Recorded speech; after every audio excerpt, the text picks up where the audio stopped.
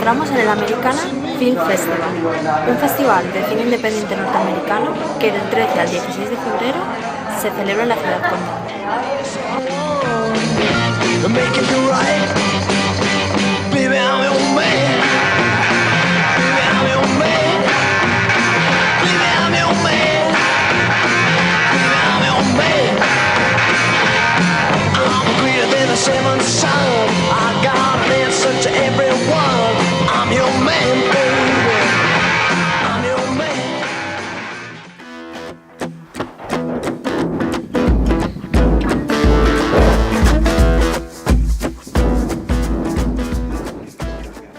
Segurament us haurà cridat l'atenció aquest terme, no?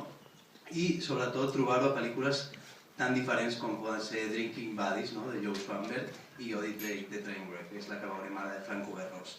Bé, què tenen en comú aquestes pel·lícules? En principi, el que tindrien en comú aquestes pel·lícules seria quasi res. O sigui, són pel·lícules que neixen en el sentit de, podrien haver-se dit aquest grup Rejects of Sundance, perquè són totes aquelles pel·lícules que no tenien cabuda dins de Sundance, i també, com havien dit, que em sembla bastant correcte, també Slackabetes, un gènere mig camí entre Slacker, de Richard Linklater, i el cinema de Cassavetes.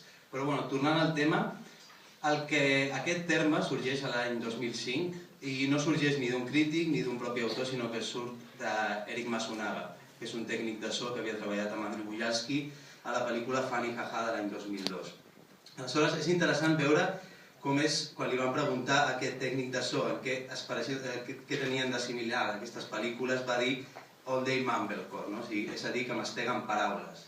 Això ja ens dona una idea de la filosofia d'Ite Yourself que hi ha a aquestes pel·lícules, els baixos pressupost, actors no professionals, i aquests serien els punts en comú que podem treure d'aquest tipus de pel·lícules. Aleshores, és com no hi ha un manifiesto. Aleshores no podem parlar estrictament d'un moviment cinematogràfic, sinó d'un moviment generacional. Aleshores, és evident que aquests personatges del Mumblecore, un cop feta la primera pel·lícula, perquè tots més o menys són d'un estatus social similar, aniran canviant i aniran fent coses molt, molt diferents. Per això és quan podem entendre una pel·li com Drinking Buddies i una pel·li com la de Franco Berros, que estiguin al mateix saco del Mumblecore. I en aquest sentit, el que és més interessant del Mumblecore, i amb això ja termino, és el tema dels gèneres, com tracten els gèneres. Si recordeu, van tractar primer el tema del terror amb Buckhead, la pel·lícula dels Douglas Brothers. Després, Aaron Katz, amb les seves pel·lícules de suspens, a l'estil Sherlock Holmes, Hitchcock, etc. I després trobaríem una cosa molt estrany, i és que Hollywood ha deixat de fer comèdies romàntiques. I aleshores és un terreny que ha deixat els indis. I aleshores el que veurem avui, de forma molt sui generis, és una comèdia romàntica. Aleshores, i a més, sent el dia que és, jo crec que és bastant evident que estigueu tots aquí. Així que disfruteu de la pel·li. Gràcies.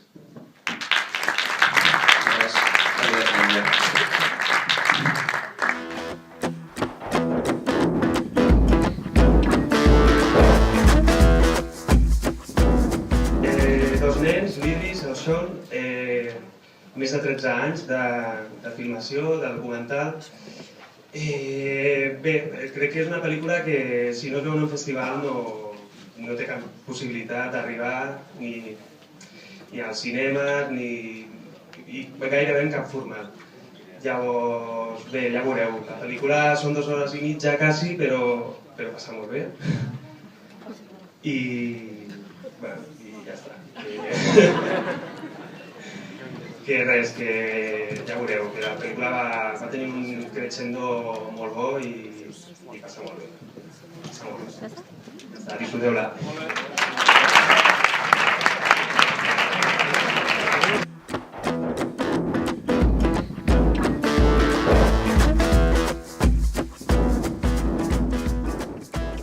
No sé qui ho farà millor. Qui millor de l'equip de l'Americana que l'Oriol de Balanzó, que és guionista d'un programa d'humor, per presentar aquesta comèdia, In a Wall. Una comèdia que es mou en el gremi d'aquella gent que treballa amb la veu, amb el so. I ell, que treballa en un programa de ràdio, la competència, que precisament es tracta d'això, de jugar amb la veu, de veure què es pot aconseguir, quina atmosfera i quins personatges es poden aconseguir només amb les veus, ens explicarà de què va aquesta pel·lícula, In a Wall. Bona nit. estem molt contents que hagueu vingut no només a aquesta pel·lícula, sinó a totes les altres, però sobretot perquè és la tercera vegada en 2 dies fem sold out. És a dir, que hem venut totes les entrades. Tenim entrades de vegades per nosaltres mateixos de organització, que si us hi veu tota gent en la acreditació que veureu la pel·lícula, segur. Gràcies per venir.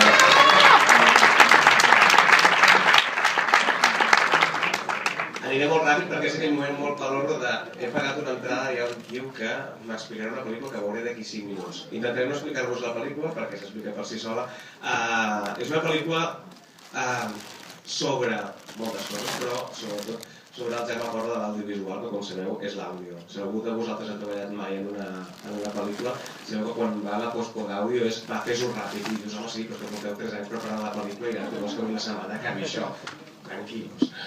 En qualsevol cas, In a Wall és una comèdia, però podria ser, segons el meu punt de vista, gairebé una pel·lícula d'esports. Sabeu que el gènere d'esports als Estats Units funciona molt bé. He vist pel·lícules de futbol americà, heu vist pel·lícules de béisbol, de bàsquet, de bolos, heu vist pel·lícules de caниques, heu vist Gladiator, que segurament és la pel·lícula d'esports més gran de la història. Són pel·lícules en les que hi ha sempre un mestre, en les que hi ha un contrincant i en les que hi ha una competició en un escenari molt concret. En aquest cas, a In a Wall tenim totes aquestes coses. Tenim un mestre de la veu, tenim un deixeble d'aquest mestre de la veu, tenim un contrincant i tenim un escenari o tenim una competició que de seguida la veureu. Per tant, és una pel·lícula sobre esports, diria jo, però és una pel·lícula sobretot sobre l'ofici. En aquest cas, l'ofici de posar la veu als trailers de les pel·lícules.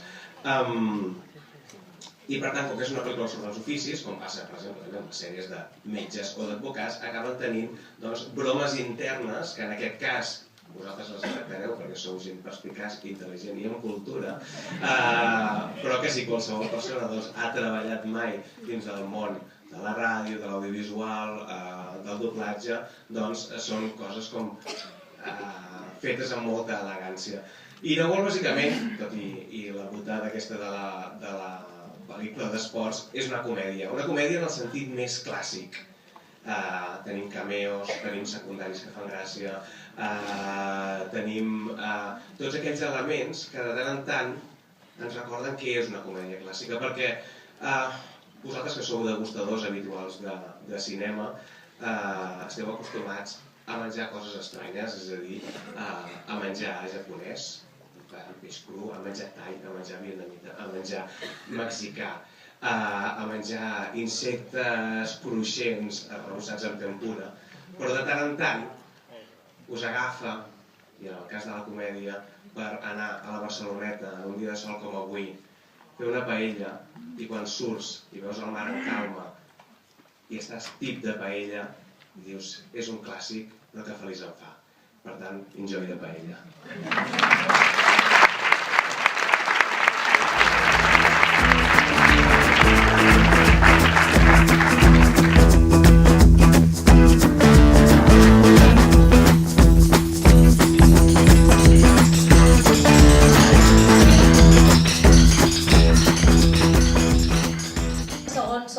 D'aquesta nit i que moltíssimes gràcies a tots.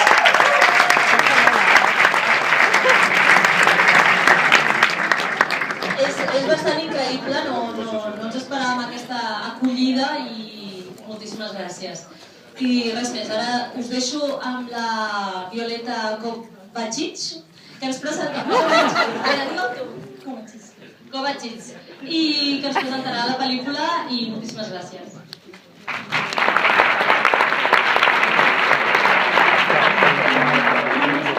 Seré molt breu, bàsicament perquè crec que són uns de la nit, suposo que us veure una pel·li més que sentit mal nit.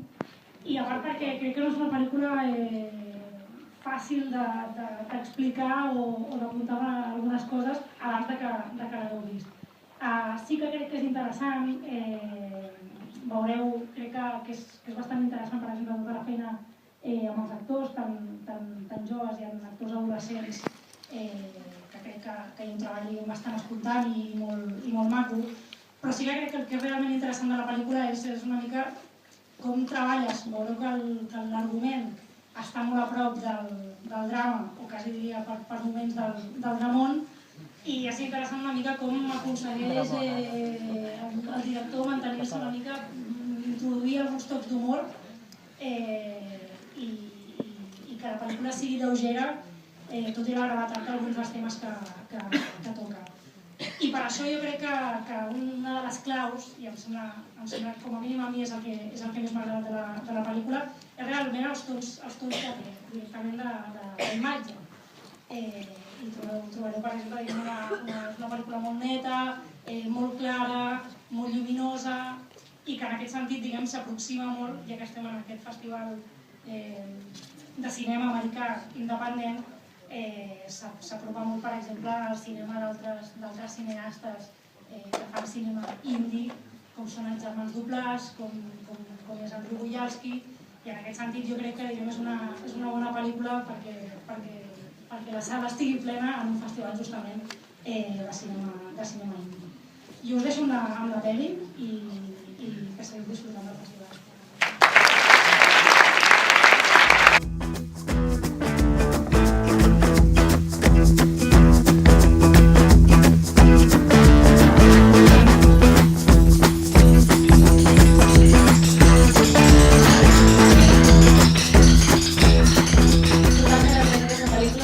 Gracias. Gracias.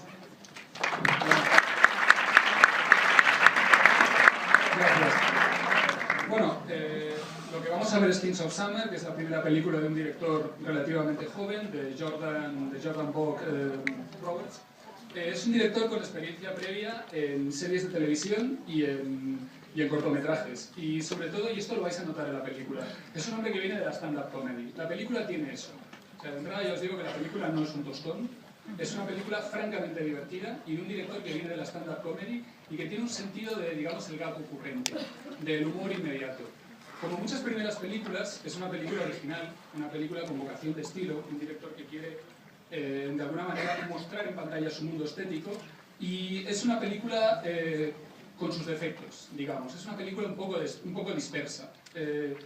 Digamos que yo considero que la imperfección de esta película es una imperfección fértil, porque no resulta pulcra, no resulta aséptica, tiene personalidad y lo que tiene de dispersa juega a su favor. Parece que es una película de sketches. Vais a ver, por ejemplo, una escena que se repite 2 veces, que es para mí una de las escenas clave de la película. Es una escena muy sencilla, son 3 adolescentes jugando con una tubería en medio del bosque y haciendo con ella una extraña percusión, ya veréis. No es una escena que sea importante dentro del desarrollo narrativo de la película, pero yo creo que de alguna manera traslada su esencia. Se trata de un juego entre adolescentes, de un juego creativo, es la dimensión lúdica y creativa de la adolescencia. Y también la manera como tienen los adolescentes de hacerse compañía, muchas veces sin necesidad de comunicarse, haciendo algo juntos. Esto lo vais a ver, hay muchas escenas así. Es una película en que hay un poco de todo, música de NGT, serpientes, escenas francamente hilarantes, un secundario llamado Viaggio que es un auténtico hallazgo, tanto el actor Moisés Arias, que es un actor de origen colombiano, como el personaje en sí, son auténticos hallazgos del director.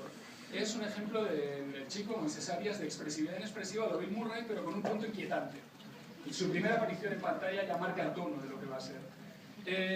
También es una película, y esto creo que vale la pena destacarlo, es una película de proximidad, una película kilómetro cero, si queréis. El director es un tipo de Detroit, de Michigan, y ha hecho una película en los bosques de Ohio, en un paisaje del nordeste de Estados Unidos, ahora se me ve mejor, un paisaje muy parecido al paisaje en el que creció.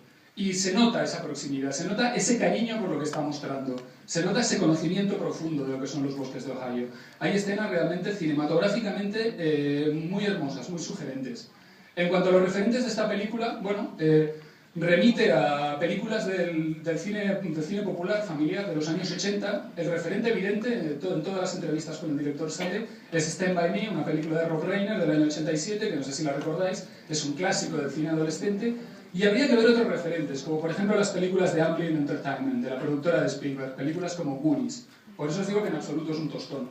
Películas que tenían un componente de aventura, un componente de melodrama, un componente de comedia adolescente demencial, todo junto y todo revuelto, y todo jugando a favor de la película. Ese espíritu lo tiene también Kings of Summer. Por último, digamos que este tipo de ficción, estas historias de adolescentes que se apartan del mundo adulto, tienen un referente en la ficción norteamericana, en la literatura norteamericana, que es por supuesto, las aventuras de Huckleberry Finn. Y a mí hay una parte del libro, de las aventuras de Huckleberry Finn, que me gusta especialmente. Quería contaros esta anécdota porque también tiene que ver con la esencia de esta película. Es el momento en que Huck, que se ha escapado con un esclavo negro, Jim, que además es un muy buen amigo suyo, toma conciencia de que lo que está haciendo, ayudar a un esclavo huido, es un delito contra la propiedad y además un pecado mortal. Aunque Huck es un libre pensador, es un rebelde, comparte los valores de su época y realmente cree que puede ir al infierno por ayudar a un esclavo huido. Pero después de una pequeña reflexión, Huck decide, bueno, si tengo que ir al infierno por ayudar a un amigo, pues qué cojones, se va al infierno, ¿no? Este también es el espíritu de Kings of Summer. Por los amigos lo que sea. La lealtad interpersonal, por las personas que importan, está por delante de cualquier ley, de cualquier norma, de cualquier código normativo. Y eso también es una de las partes realmente positivas de la película. Bueno, y no me enrollo más, os dejo con la película que realmente vale mucho la pena. Es estupenda y creo que vais a disfrutarla mucho.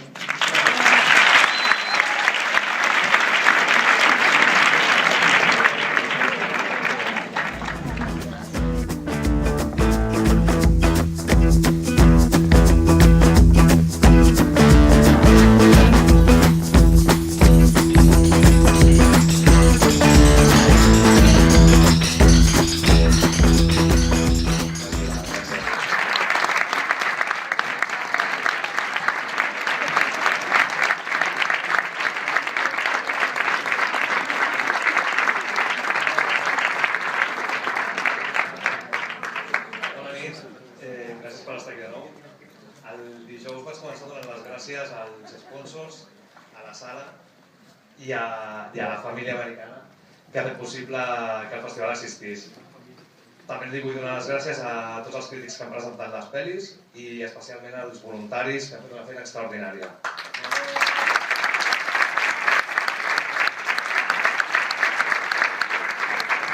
Però més enllà d'existir, també està molt bé tenir una raó de ser. I la raó de ser sou vosaltres.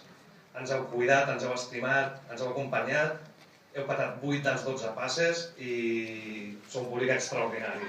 Estem encantats. Gràcies.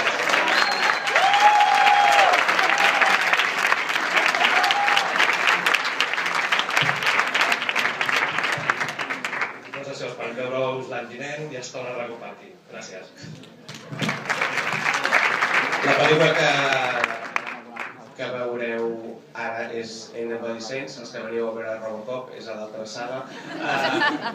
Simplement demano la presència del Manu Argüelles, crític cinematogràfic, que ens farà uns dirigirà les meves paraules i ens explicarà, no es farà spoilers de la pel·lícula, però us explicarà algunes coses que us ajudaran a valorar les guerres.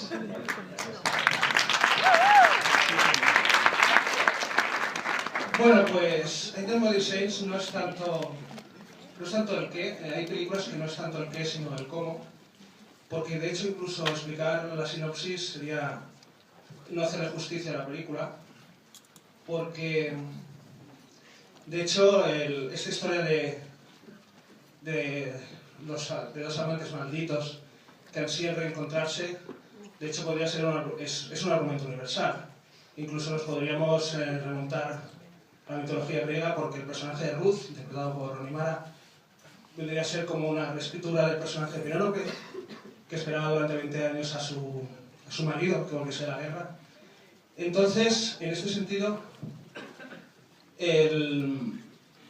lo importante de la película de Anybody Saints, que supone el debut en largometraje del director, David Lowery, que fue presentada en el Festival de Sundance en el 2013, sobre todo es establecer el cine como una experiencia, es decir, yo soy muy partidario del cine como arrebato y esta película, a través de los elementos plásticos y sobre todo de los elementos sonoros, crea una atmósfera que consigue que el espectador rompa esa membrana que nos separa de la pantalla y nos sintamos dentro de ella. Gracias sobre todo si consideramos que el cine es luz, Anybody Saints para mí sería la luz del atardecer, es una luz mortecina, porque lo que nos propone es un viaje desde la sensualidad hasta la violencia. Entonces, a partir de aquí es muy importante